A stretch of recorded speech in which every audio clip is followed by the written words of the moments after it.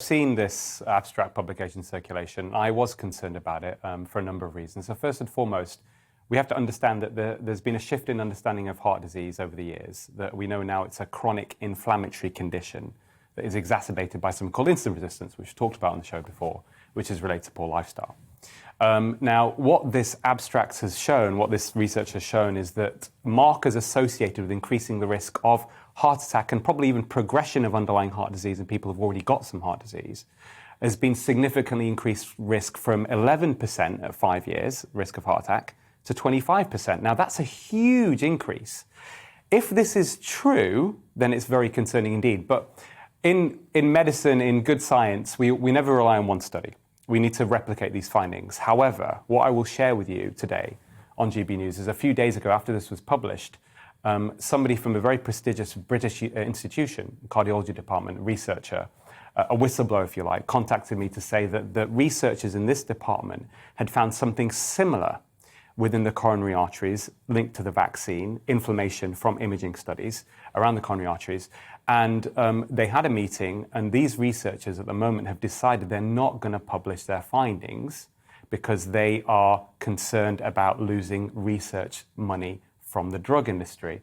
Now, this person was very upset about it, and I wanted to obviously share this on GB News today.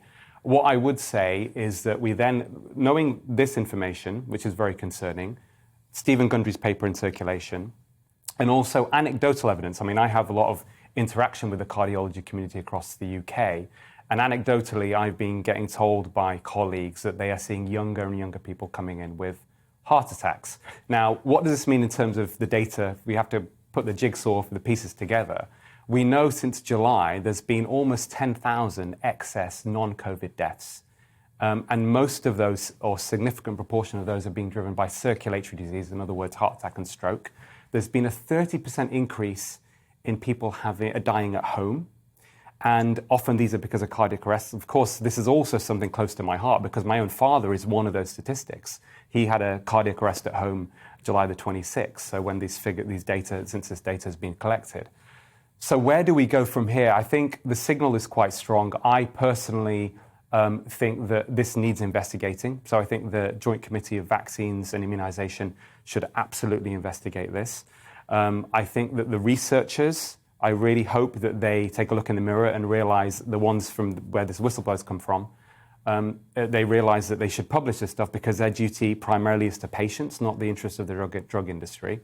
And I think the third thing, and this has been a discussion that's been ongoing, I think now it's high time that policymakers around the world put an end to the mandates. Because I think if this signal is strong and if it's correct, then history will not be on their side and the public will not forgive them for it, Alex. So this is very concerning. It needs investigating, and hopefully it can be resolved very soon. I think the other thing to mention as well, we shouldn't ignore the other possibilities of why there's been an increase in heart attacks. So part of the stuff I've done in my research and analysis over the years is looking at the lifestyle factors that drive heart disease and heart attacks.